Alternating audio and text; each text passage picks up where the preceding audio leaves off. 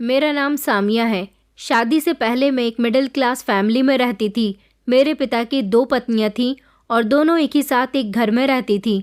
मेरी दोनों माँओं में ही आपस में बहुत अंडरस्टैंडिंग थी। मेरे पिता की पहली पत्नी, जिन्हें मैं माँ कहती थी, यानी मैं उनकी बेटी थी। हम 2 बेटियां थे। मेरे पिता को बेटे की बहुत चाहत थी, इसीलिए उन्होंने दूसरी शादी कर ली। हालांकि उन्होंने मेरी माँ से इस बारे में पूछा था कि वो दूसरी शादी करना चाहते हैं। अगर आपकी मर्जी हो तो कर सकते हैं। मेरी माँ बहुत सीधी औरत थी। उन्होंने अपने पति को दूसरी शादी करने की इजाज़त दे दी थी। मेरी माँ हम 2 बेटियां पैदा करने के बाद माँ नहीं बन सकती थी। उन्हें पता था कि मेरे पति की ख्वाहिश कभी मुझसे पूरी नहीं हो सकती। तभी मेरे पिता ने दूसरी शादी कर ली और मेरी दूसरी माँ, उनको मैं छोटी अम्मी कहा करती थी।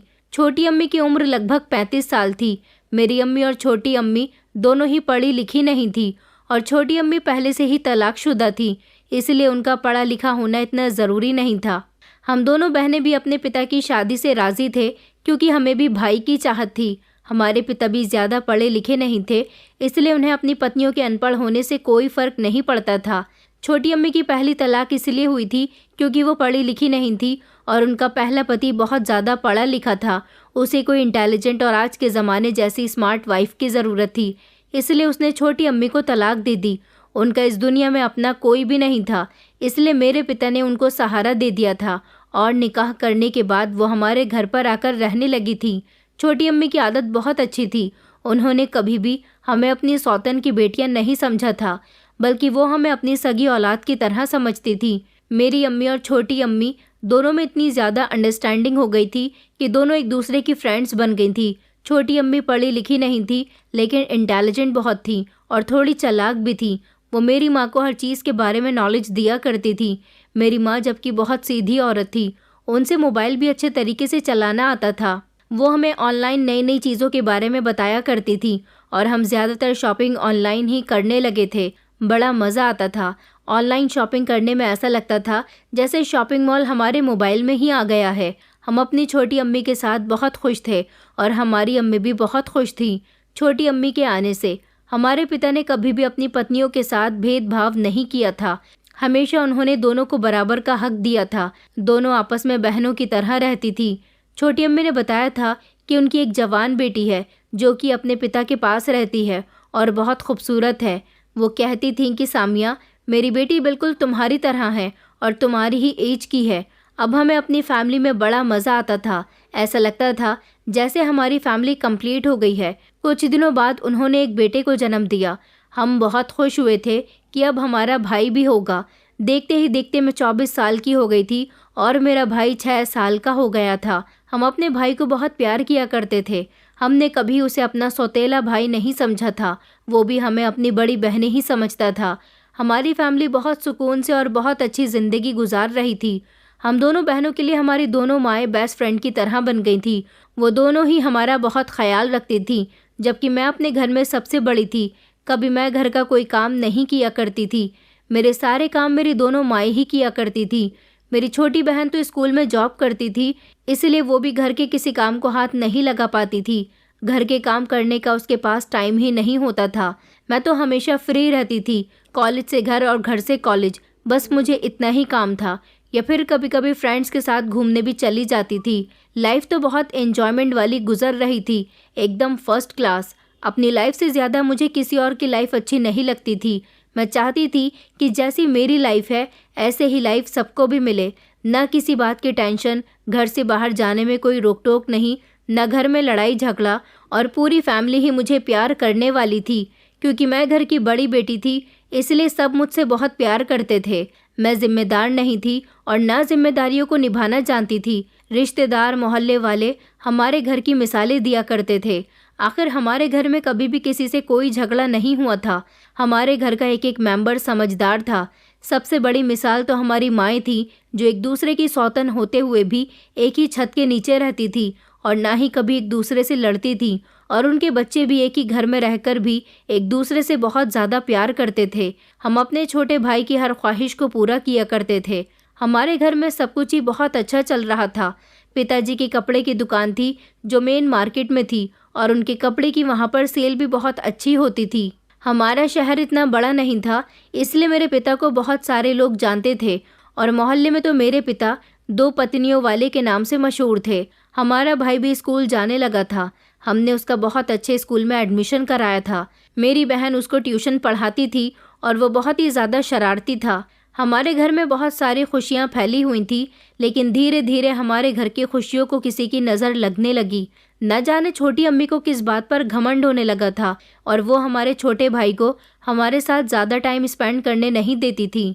हमें इस बात से बहुत अफसोस होने लगा था, क्योंकि हम उसको हमेशा अपना सगा भाई मानते थे। हमने कभी सौतेले वाला ख्याल भी अपने दिल में नहीं रखा था।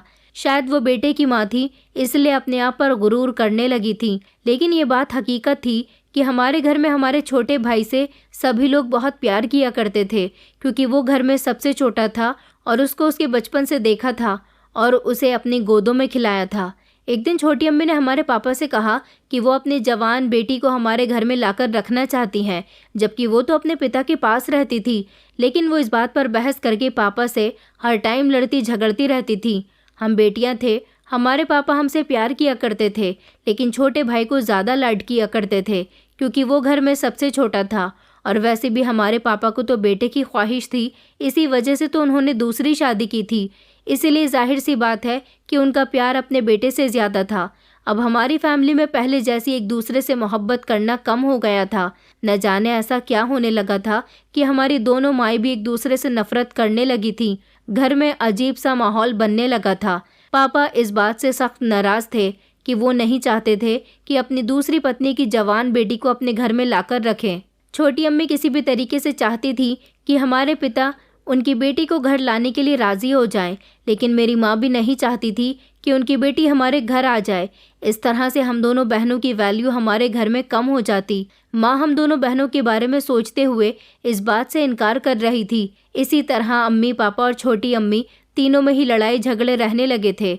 अम्मी ने कह दिया था कि अगर छोटी अम्मी की बेटी यहाँ हमारे घर आ जाएगी तो वो इस घर को छोड़कर चली जाएंगी और साथ में हम दोनों बहनों को भी ले जाएंगी।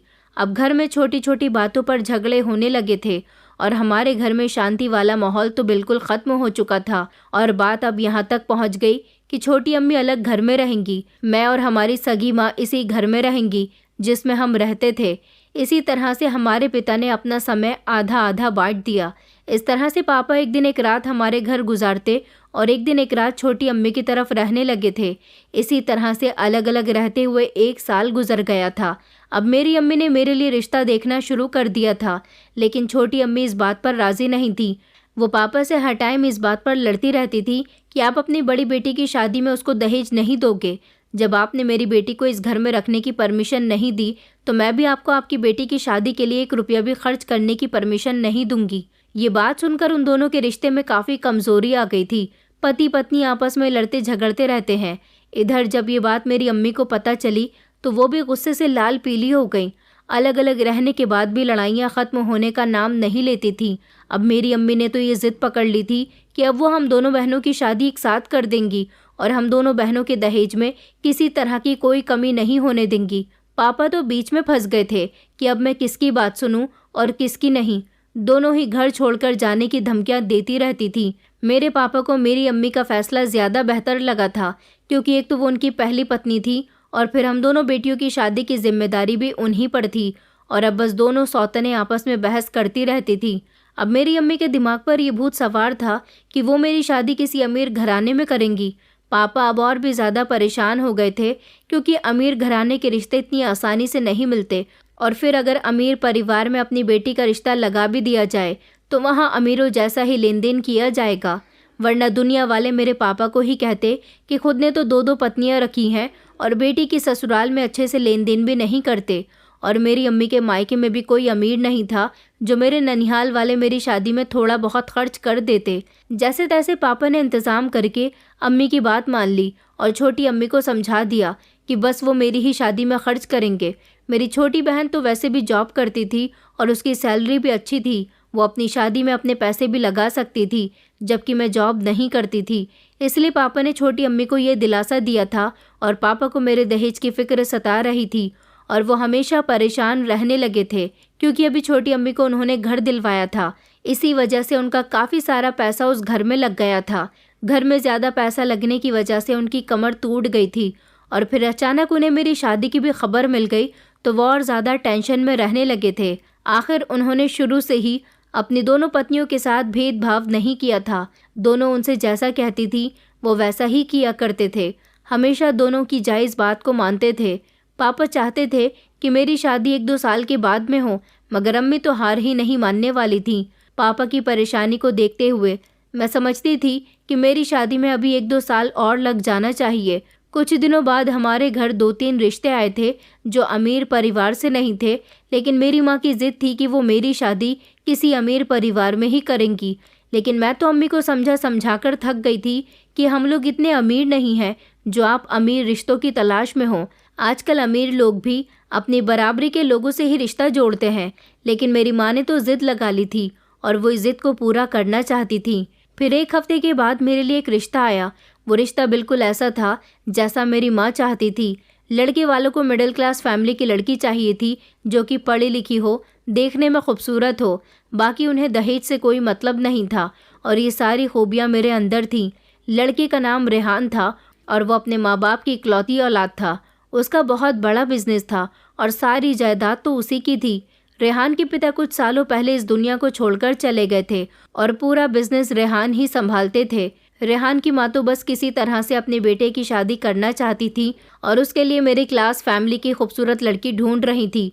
मुझे जब अम्मी ने रेहान के बारे में बताया और उनकी फ़ोटो दिखाई तो मैं तो ये देखकर हैरान रह गई कि इतना स्मार्ट और अमीर लड़का मुझ जैसे मिडिल क्लास फैमिली की लड़की से क्यों शादी करना चाहेगा। मगर मुझे इससे भी ज़्यादा इस बात पर हैरत हुई कि लड़की की माँ ने हमारे घर फ़ोन किया और कहने लगी कि हमें आपकी बेटी बहुत ज़्यादा पसंद आई है। उनके घर भी मेरी फ़ोटो ही गई हुई थी और अगले ही दिन वो हमारे घर पर रिश्ता पक्का करने के लिए आना चाहती थी। अम्मी की तो सारी ख्वाहिशें पूरी हो गई थी। अम्मी ने तो ये भी नहीं सोचा था कि उनकी बेटी के लिए खुद घर चलकर किसी बिजनेसमैन स्मार्ट लड़के का रिश्ता आएगा। अम्मी ने दूसरे दिन उनको हमारे घर दावत पर बुला लिया। अम्मी ने लड़की की माँ से कहा कि उन्हें किसी बात पर कोई एतराज़ नहीं है, बस उनकी एक शर्त है कि लड़का पहले से ही शादीशुदा नहीं होना चाहिए और ना ही वो मेरी बेटी से शादी करने के बाद दूसरी शादी करे, चाहे औलाद हो या ना हो।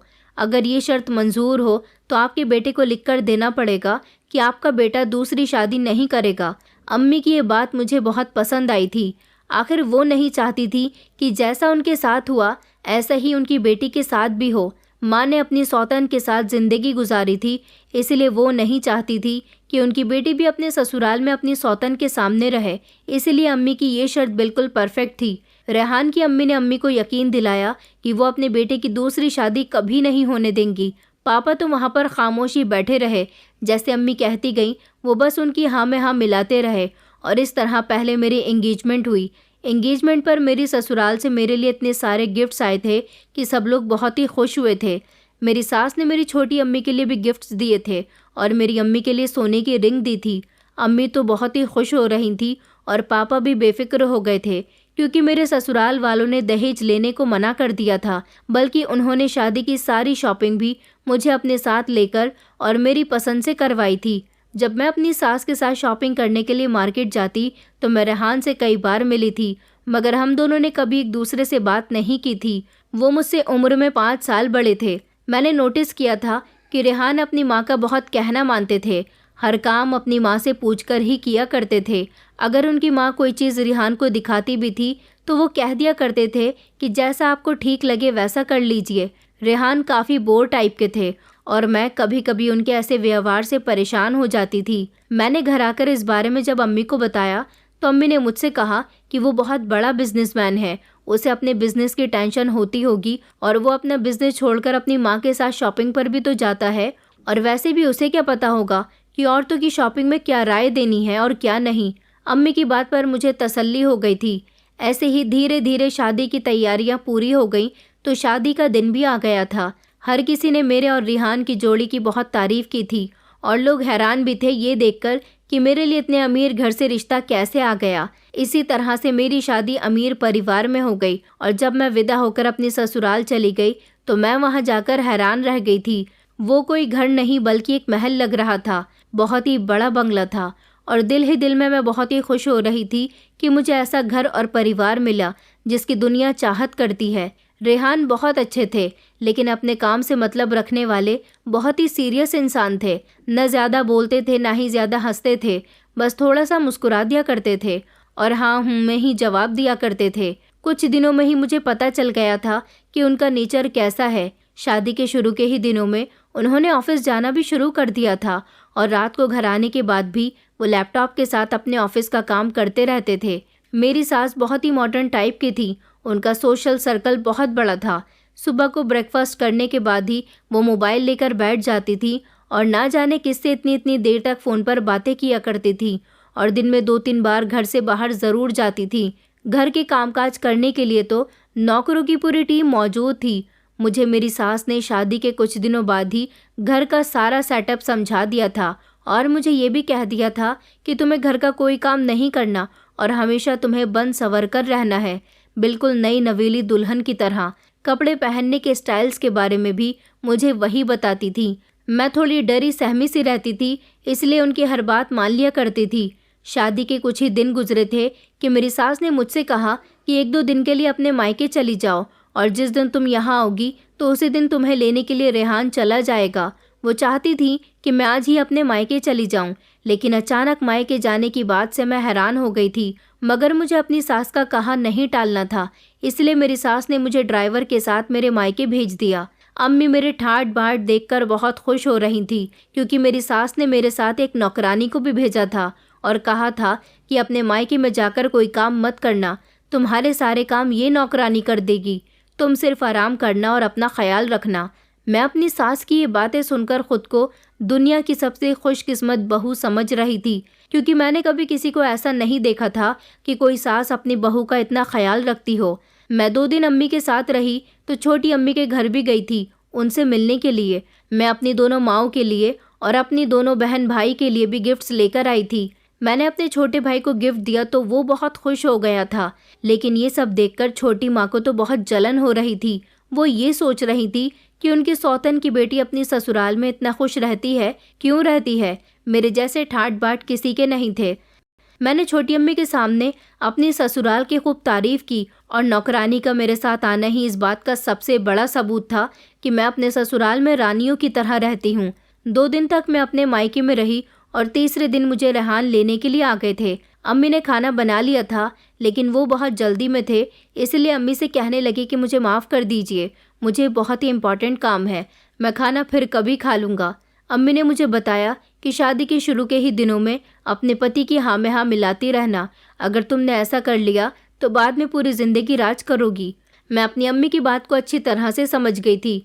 मेरी अम्मी ने मुझे बहुत प्यार दिया और कहा कि जाओ अपने ससुराल में खुश रहो। मैं अपने घर पहुंची तो मेरी सास सोफे पर बैठी हुई चाय पी रही थी। वो मुझे देखकर मुस्कुराने लगी और घर वालों के बारे में पूछने लगी। मैंने देखा कि घर में एक नई जवान लड़की आई थी, जिसने मेरी सास से खाने के मेन्यू के बारे में पूछा। वो लड़की बहुत खूबसूरत थी और उसने कपड़े भी बहुत अच्छे पहने हुए थे। मेरी सास ने उससे कहा कि जो बहू कहे वही पकाना, इसलिए अब तुम्हें हर बात रोज़ मेरी बहू से ही पूछनी है। वो लड़की मेरी तरफ आ गई और पूछने लगी। उसका बोलने का अंदाज और चेहरा मुझे देखकर कुछ बदल सा गया था। मैंने उसे 2-3 डिशेस बनाने के लिए कह दिया था और जब वो वहाँ से चली गई तो मैंने अपनी सास से पूछा कि ये लड़की कौन है। मेरी सास ने मुझे बताया कि वो नौकरानी है। इस बात पर मुझे बहुत हैरानी हुई थी कि इतनी जवान और ख़ूबसूरत नौकरानी रखने की भी भला क्या ज़रूरत थी। उसके कपड़े पहनने का स्टाइल भी बहुत अच्छा था। उसको देखकर लगता ही नहीं था कि वो नौकरानी है।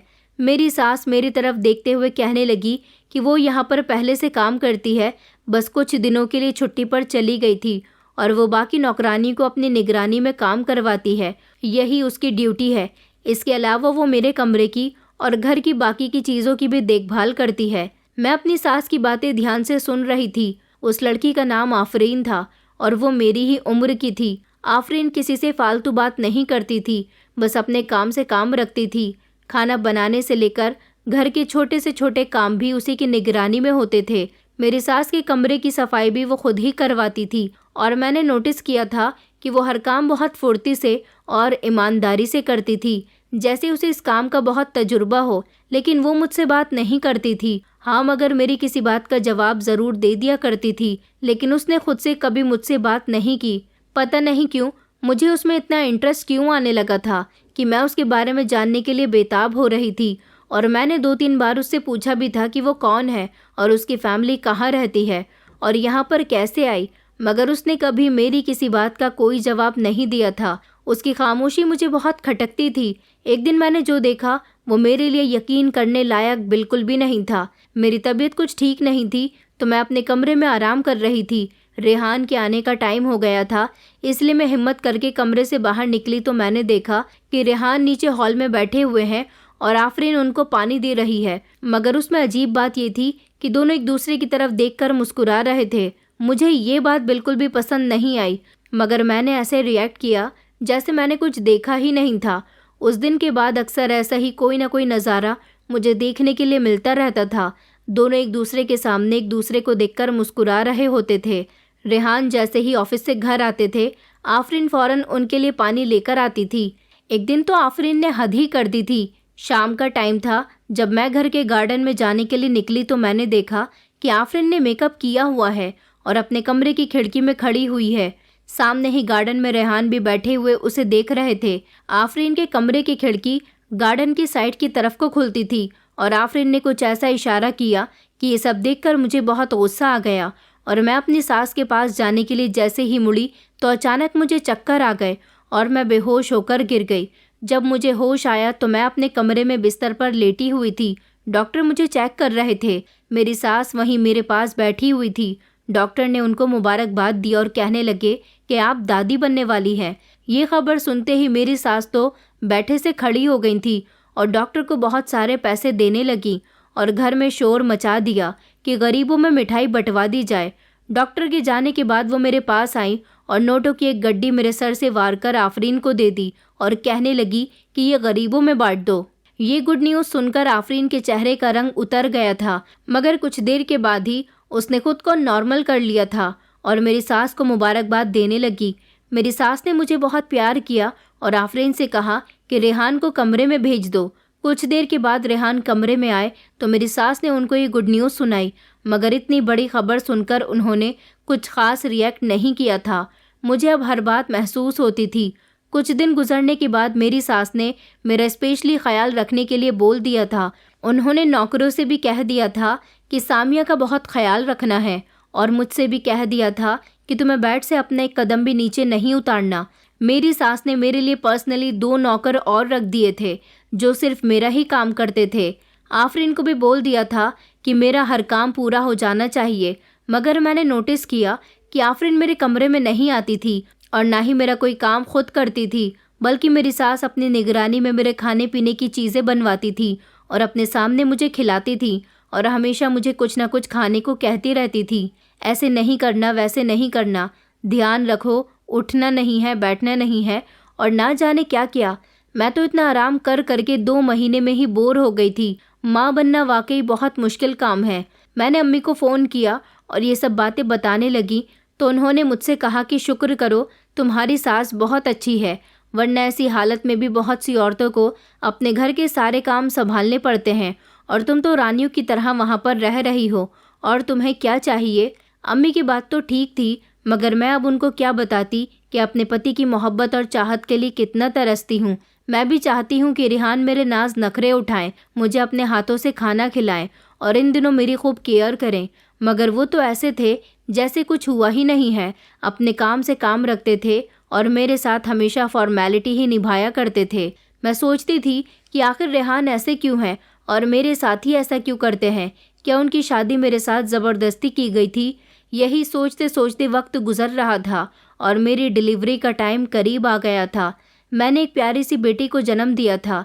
रेहान उस दिन बहुत खुश लग रहे थे, लेकिन मेरी सास उस दिन खुश नहीं लग रही थी।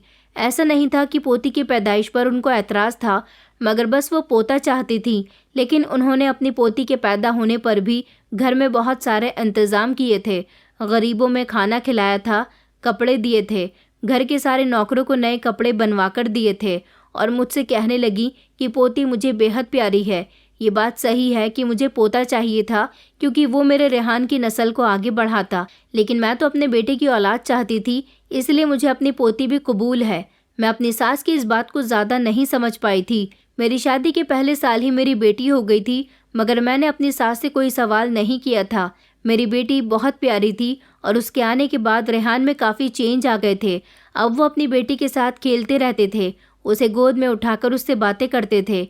मेरे साथ तो वो पहले जैसे ही थे, मगर मैं इसमें भी बहुत खुश थी कि वो अपनी बेटी को अहमियत देते थे।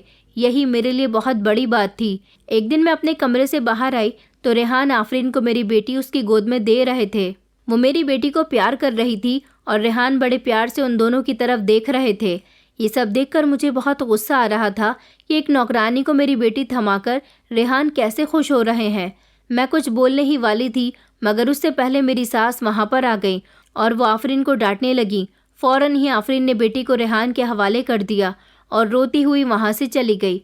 मेरी सास ने आफरीन से कहा था कि तुम इस बच्ची से दूर रहा करो, नौकरानी हो तो नौकरानी की हैसियत से रहो इस घर में।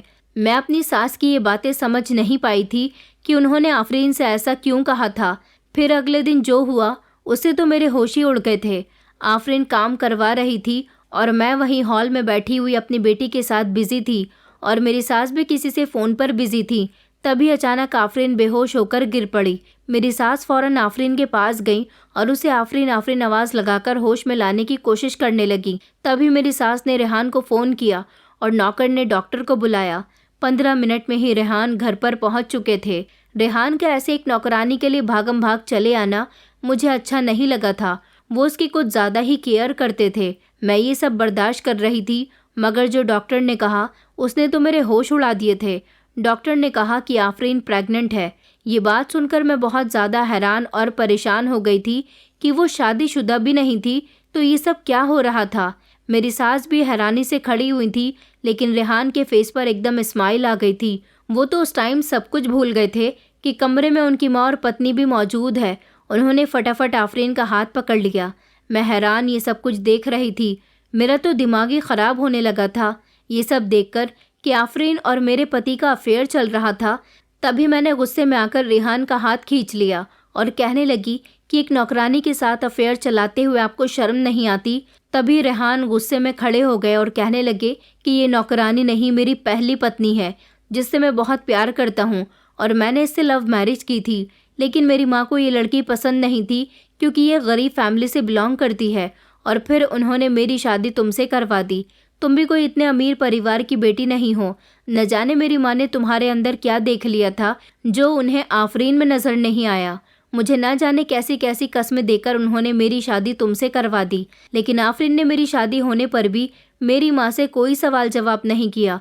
तुम्हें आफरीन का एहसानमंद होना चाहिए कि तुम मेरी पहली पत्नी नहीं बल्कि दूसरी पत्नी हो और फिर भी इस घर में राज कर रही हो। ये सारी बातें सुनकर तो जैसे मेरे पैरों तले से ज़मीन निकल गई थी। मेरी सास बिल्कुल खामोश खड़ी हुई थी। मैं बिना कुछ कहे ही अपने कमरे में चली गई और खूब रो रही थी।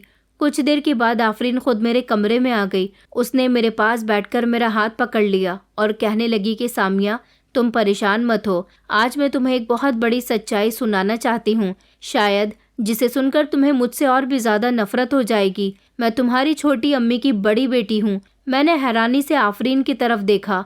आखिर छोटी अम्मी की जवान बेटी आफरीन थी। ये कैसे मुमकिन था कि वो मेरी ही सौतन थी। आफरीन ने मुझे बताया कि छोटी अम्मी अपने दूसरे पति से अपने घर में रखने की ज़िद इसलिए किया करती थी क्योंकि मेरे पहले पिता ने मुझे घर में रखने से इनकार कर दिया था। वो मेरी माँ को गलत समझते थे, इसलिए वो मुझे भी गलत समझने लगे थे। दुनिया के दिखावे के लिए उन्होंने मुझे अपने पास ज़रूर रख लिया था, लेकिन वो मेरी परवरिश ठीक से नहीं कर पा रहे थे। इसी तरह मैं उनके घर से निकलकर यहाँ रेहान के घर में नौकरानी बनकर रह रही थी। रेहान मुझे बहुत पसंद करने लगे थे। इसी तरह से हम दोनों ने एक दूसरे से शादी कर ली। ये बात रेहान की माँ को पसंद नहीं आई और वो मुझे सिर्फ नौकरानी समझती थी, इसलिए उन्होंने मुझे कभी भी बहू के रूप में एक्सेप्ट नहीं किया और अपनी कसम दे दी उन्होंने रेहान को कि वो चाहती हैं कि उसकी दूसरी जगह शादी करा दें अपनी पसंद की लड़की से। मैं इस बात पर राज़ी हो गई थी और मैंने रेहान को समझाया कि वो तुम्हारी माँ है, तुम्हें उनकी बात मान लेनी चाहिए। इसलिए रेहान ने भी तुमसे शादी कर ली थी। सामिया, मैं तुम्हारा हक नहीं छीनूंगी। रेहान से कहूँगी कि वो तुम्हें नहीं छोड़े, क्योंकि मैं जानती हूँ कि तुम्हारी माँ और मेरी माँ ने सौतन बनकर एक ही घर में एक साथ काफ़ी वक्त गुजारा है। मेरी अम्मी बहुत अच्छी थी। मैं ही उनसे उनके घर आने की ज़िद किया करती थी, इसलिए उन्होंने तुम्हारी अम्मी से झगड़ा करना शुरू कर दिया था। तुम्हारे पापा मान नहीं रहे थे, मुझे अपने घर में रखने के लिए, इसलिए अम्मी उनसे भी झगड़ने लगी थी और उन्होंने सोचा कि अगर वो दूसरे घर में शिफ्ट हो जाएंगी तो शायद पापा मान जाएं और मुझे अपने घर में जगह दे दें। लेकिन ऐसा नहीं हुआ। तुम्हारे पापा तब भी नहीं माने, इसलिए मजबूरन मुझे रेहान के घर आना पड़ गया। मैं नौकरी की तलाश कर रही थी और रेहान के घर मुझे बहुत अच्छी नौकरी मिल गई, जिसकी वजह से मुझे पैसे भी मिलने लगे और यहाँ आकर सहारा भी मिल गया था। और कुछ ही दिनों बाद रेहान ने मुझसे शादी भी कर ली थी। तुम हमारी बेटी की माँ हो। मेरी तुमसे कोई दुश्मनी नहीं है सामिया। मैं भी चाहती हूँ कि हम दोनों एक साथ एक ही घर में रहें। मैं सारी ज़िंदगी यहाँ नौकरानी बनकर गुजार दूंगी और तुम जैसे यहाँ पर रहती हो वैसे ही रहती रहना। मैं जब यहाँ पर आई थी, मेरे दिल में रेहान से शादी करने का कोई इरादा नहीं था, बल्कि मैं तो यहाँ पर मजबूरी में नौकरी करने के लिए आई थी। लेकिन देखो, मेरे नसीब में तो रेहान से शादी करना ही लिखा था और इत्तेफाक ऐसा कि हम दोनों की माँ एक दूसरे की सौतन थी। आज उनकी बेटियां भी एक दूसरे के सामने सौतन बनकर आ गईं। मुझे इस बात के बारे में तब पता चला जब तुम शादी करके इस घर में आई थी। मेरी अम्मी ने मुझे बताया था कि सामिया की शादी एक बहुत ही अमीर परिवार में हुई है और उस लड़के का नाम रेहान है। वो बहुत बड़ा बिजनेसमैन है। तब मैं समझ गई थी कि तुम ही सामिया हो। मुझे रेहान से उम्मीद नहीं थी कि वो कभी दूसरी शादी करेंगे। उनका मन नहीं था दूसरी शादी करने का, बल्कि उन्होंने ये शादी अपनी माँ की खातिर की थी। अब फैसला तुम्हारे हाथ में है। अगर तुम मेरे साथ ज़िंदगी गुजारना चाहती हो तो मैं इस घर में सारी उम्र नौकरानी बनकर गुजार दूंगी, और अगर तुम्हें मैं पसंद नहीं हूँ तो मैं चुपचाप इस घर से चली जाऊंगी। मेरा इस दुनिया में कोई नहीं है, सिर्फ मेरी अम्मी है, वो भी तुम्हारे पापा के पास है। अब वो भी मेरी अपनी नहीं है। चली जाऊंगी फिर कहीं दर दर की ठोकरें खाने के लिए। आफरीन की इस बात ने मेरे गुस्से को भुला दिया था। न जाने क्यों मुझे उस पर तरस आ गया था और मैंने उसके हाथ पर अपना हाथ रख दिया था। वो मुझे देखकर मुस्कुराने लगी और उसी वक्त मेरी बेटी रोने लगी तो आफरीन ने जल्दी से उसको गोद में उठा लिया। मैंने आज आफरीन को मना नहीं किया था। मैंने आफरीन को एक्सेप्ट कर लिया था क्योंकि वो मेरे पति की पहली पत्नी थी। अगर मैं भी मेरी अम्मी जैसा सुलूक करती तो फिर मेरा घर भी जहन्नुम बन जाता। मेरे आफरीन के साथ अच्छे ताल्लुकात की वजह से रेहान भी मेरे करीब आने लगे थे और हम दोनों को बराबर से टाइम दिया करते थे। कहानी सेम मेरे अम्मी पापा जैसी थी। मेरी सास ने भी आफरीन को एक्सेप्ट कर लिया था। अब हम सब लोग एक साथ घर में बहुत खुश थे। हम दोनों ही बहनों की तरह रहा करते थे। उधर मेरी अम्मी और छोटी अम्मी को इस बारे में पता चला तो उनके घर की भी टेंशन ख़त्म हो गई थी। अम्मी और छोटी अम्मी भी पहले जैसी नॉर्मल हो गई थी। कुछ दिनों के बाद आफरीन ने भी एक प्यारे से बेटे को जन्म दिया, जिसकी वजह से मेरी सास और भी ज़्यादा खुश हो गई थी और अपने दोनों पोता पोती से बराबर का प्यार किया करती थी। मैंने आफरीन को उसका हक दिलवा दिया था। आखिर उसने इस घर में काफ़ी सारा समय नौकरानी बनकर गुजार दिया था। अब मैं चाहती थी कि आफरीन मेरी तरह इस घर में रानी बनकर रहे और बिल्कुल ऐसा ही हुआ। हम दोनों रानी बनकर घर पर राज करते थे और रेहान अपनी दोनों पत्नियों से बेतहाशा मोहब्बत करने लगे थे। रेहान में काफ़ी चेंजेस आ गए थे और मैं रेहान के साथ बहुत खुश थी, बल्कि मैं अपने पूरे ही परिवार के साथ बहुत खुश थी। अब तो आफरीन ने दूसरी बेटी को भी जन्म दिया और हमारा परिवार बहुत खुश है। हम सभी लोग एक दूसरे के साथ बहुत खुश हैं। लेकिन अफसोस की बात यह है कि हमारी सास का इंतकाल हो चुका। उनकी तबीयत ख़राब रहने लगी थी, इस वजह से एक दिन वो इस दुनिया को छोड़कर चली गई। लेकिन आफरीन और मैं एक दूसरे के साथ बहुत खुश हैं। आफरीन को और मुझे एक साथ रहते हुए आज 27 साल हो गए। कोई भी हम दोनों को देखकर ये नहीं कह सकता कि आफरीन के बच्चे कौन से हैं और मेरे कौन से हैं। मेरी ज़िंदगी एक मिसाल है। अगर कोई इंसान किसी को दिल से चाहे तो नामुमकिन है कि कोई उसको अलग कर सके। इसी तरह आफरीन ने और मैंने एक दूसरे को एक्सेप्ट कर लिया और दुनिया में एक मिसाल कायम कर दी। हम दोनों में बाल बराबर भी कभी झगड़ा नहीं हुआ और ना ही कभी हम एक दूसरे की किसी बात पर जलते थे, बल्कि हम दोनों तो एक दूसरे से इतने खुश थे कि हमारे पति को कभी कभी हम पर यकीन नहीं होता था। दोस्तों, उम्मीद करती हूँ आपको हमारी कहानी पसंद आई होगी। कहानी पसंद आई है तो वीडियो को लाइक करें, चैनल पर नए हैं तो चैनल को सब्सक्राइब करें और हाँ, नोटिफिकेशन बेल को ज़रूर दबाएं ताकि अगली अपडेट सबसे पहले आपको मिले।